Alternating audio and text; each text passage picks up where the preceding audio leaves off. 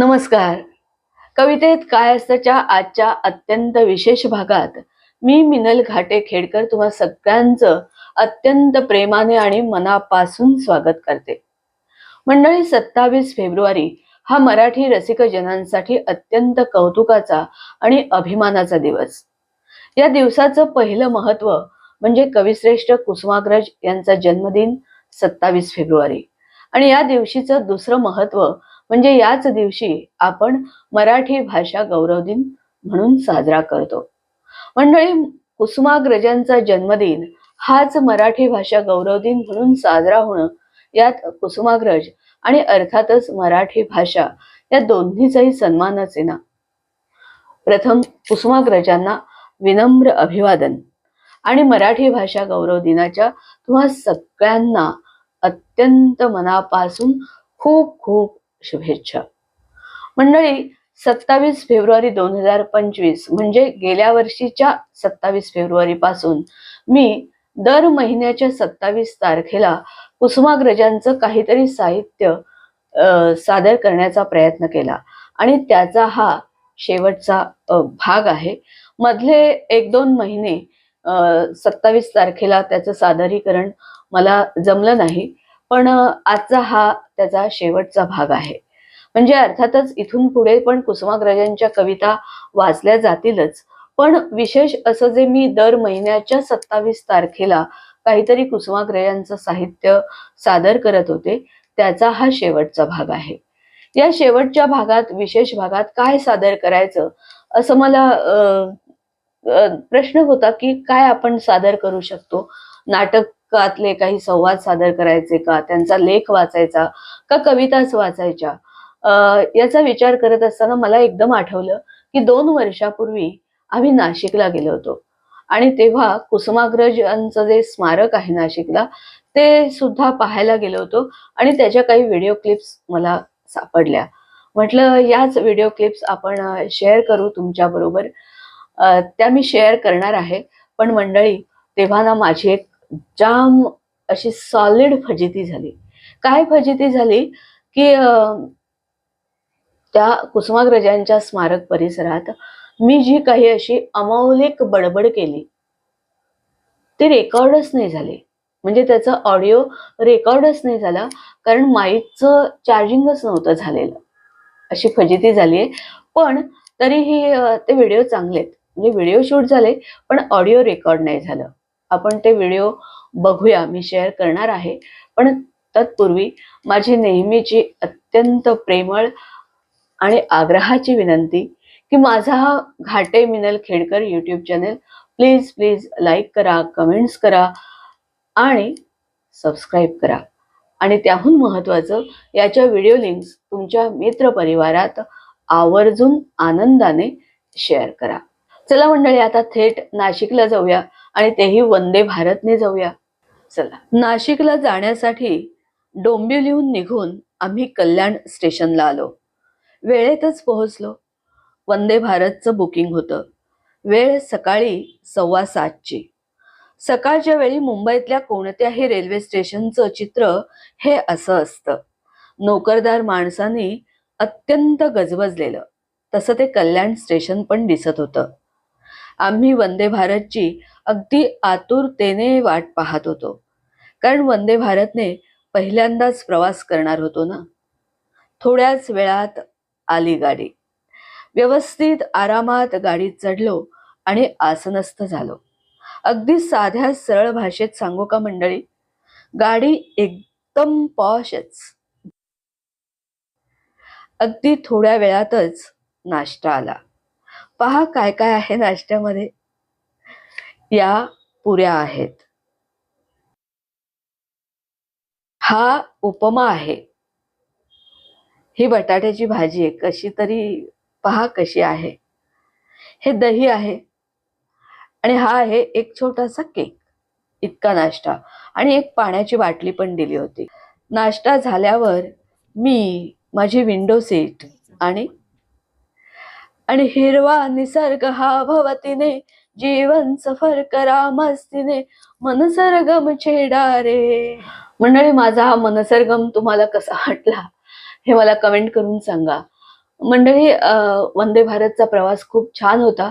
नाश्ता काही इतका खास नव्हता. पण ठीक आहे. अ, आम्ही नाशिकला उतरल्यावर आम्ही आधीच एक गाडी बुक करून ठेवली होती 2 दिवसांसाठी. कारण 2 दिवस आम्ही नाशिकला राहणार होतो. त्यामुळे ती गाडी आम्हाला घ्यायला आली.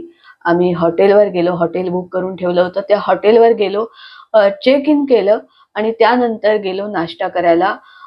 साधना मिसळ, नाशिकची प्रसिद्ध साधना मिसळ.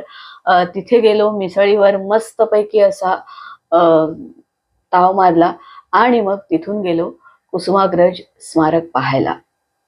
चला, कुसुमाग्रजांचं स्मारक पाहूया. मंडळी, कुसुमाग्रज स्मारकाच्या या गेट पाशीच मी काहीतरी छान बोलले होते. पण माईकचं चार्जिंगच नसल्यामुळे ते रेकॉर्डच नाही झालं. फजितीच झाली ना. असो. तर कुसुमाग्रज स्मारक असं छान लिहिलेलं हे गेट. 27 फेब्रुवारी 2002 साली या स्मारकाचा भूमिपूजन समारंभ त्यावेळचे मुख्यमंत्री माननीय विलासराव देशमुख यांच्या हस्ते पार पाडल्याचं इथे या लिहून ठेवलंय. मंडळी, या स्मारक परिसरात वेगवेगळी दालनं आहेत आणि या प्रत्येक दालनाला अर्थातच कुसुमाग्रजांच्या कविता संग्रहांचं नाव दिलंय. ही संकल्पना मला फार आवडली. या स्मारक परिसरात काय काय आहे याचा हा मार्गदर्शक नकाशा देखील इथे आहे. पहा, हे पहिलंच दालन आहे ते जीवन लहरी. इथे आपल्याला कुसुमाग्रज यांचं जीवन दर्शन घडतं. या दालनात कुसुमाग्रज आणि त्यांच्या पत्नी मनोरमाबाई यांचे महत्वाचे फोटो, कुसुमाग्रजांना मिळालेले महत्वाचे पुरस्कार, त्यांचे फोटो पाहायला मिळतात. आणि विशेष लक्षवेधी म्हणजे, आणि केवळ लक्षवेधी नाही तर अभिमानास्पद म्हणजे, कुसुमाग्रजांना मिळालेला ज्ञानपीठ पुरस्कार आणि पद्मभूषण पुरस्कार याचं मानपत्र देखील इथे पाहायला मिळतं.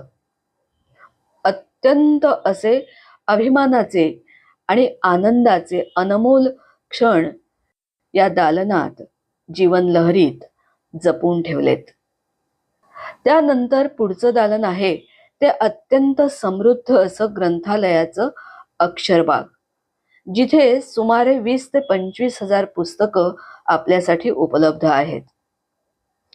मंडळी, या अक्षरबागेतून बाहेर पडलं की विद्यार्थ्यांसाठी प्रवासी पक्षी ही अभ्यासिका आहे. हे बाजूचंच दालन आहे. मंडळी, या स्मारक परिसरात विविध प्रकारचे असंख्य सांस्कृतिक कार्यक्रम होतात आणि यासाठीचं दालन आहे हे विशाखा. विशाखा या काव्यसंग्रहालाच कुसुमाग्रजांना ज्ञानपीठ पुरस्कार मिळाला होता. मंडळी, तुम्हाला सांगू, ही सर्व दालनं अगदी कुसुमाग्रजांच्या साहित्यिक प्रतिभेची आणि प्रतिमेची साक्ष देणारी आहेत. मंडळी, या स्मारक परिसरात खूप छान असं लॉन मेंटेन केलंय.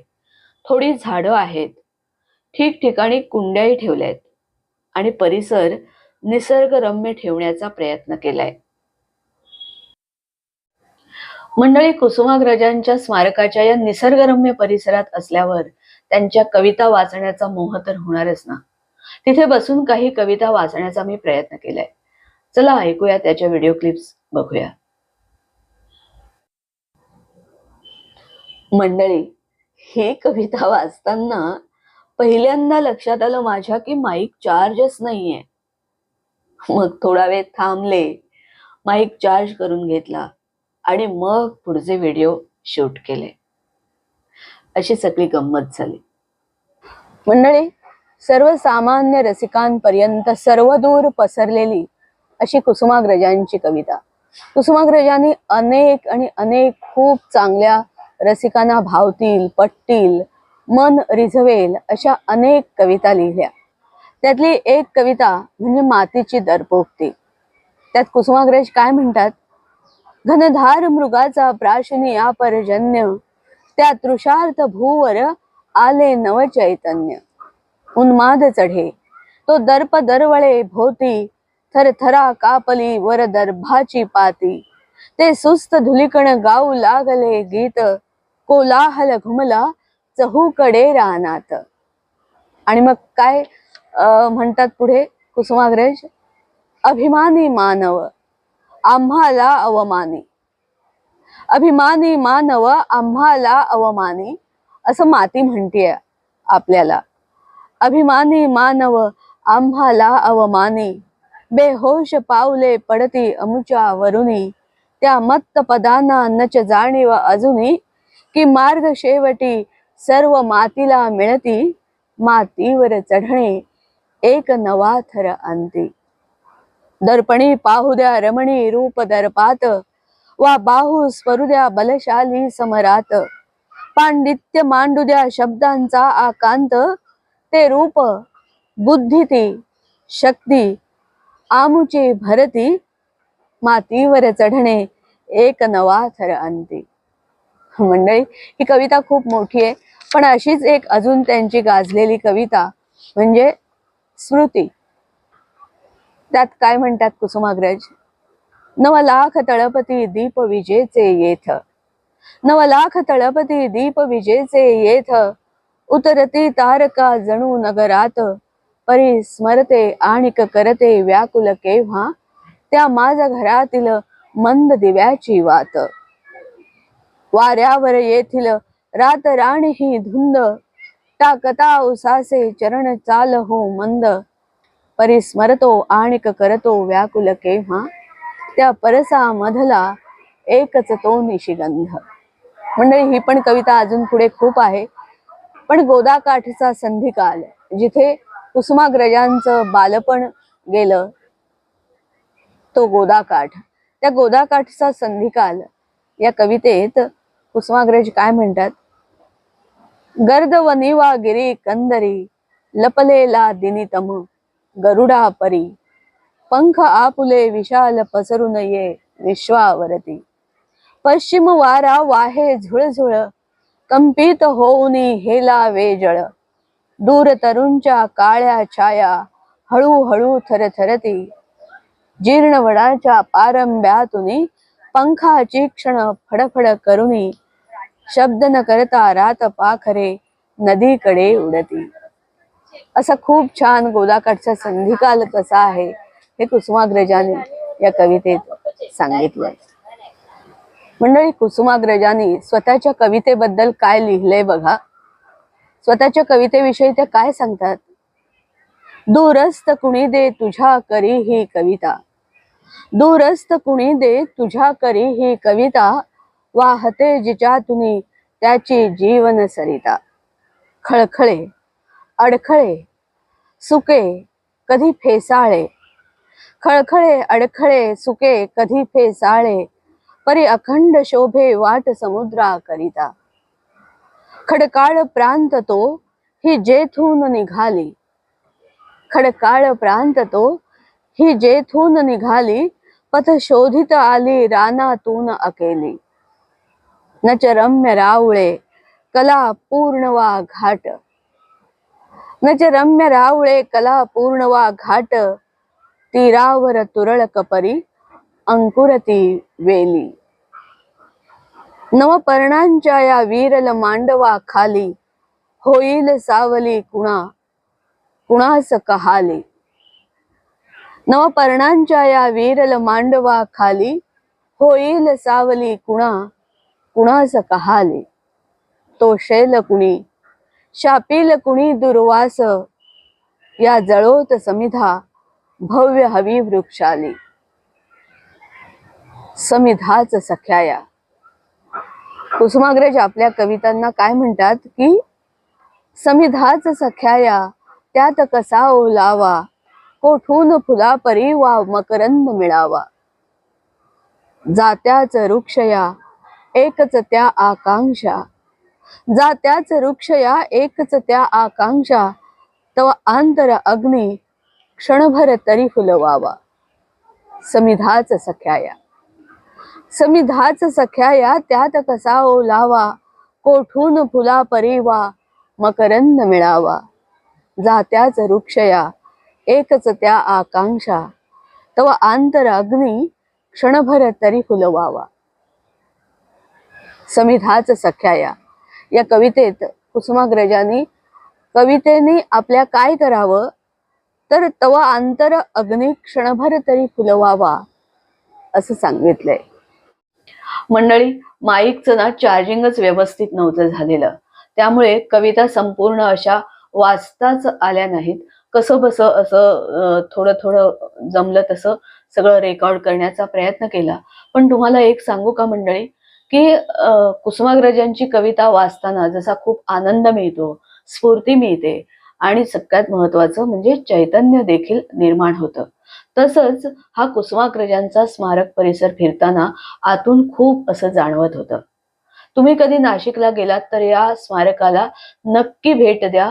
तुम्हाला ते सगळं खूप आवडेल.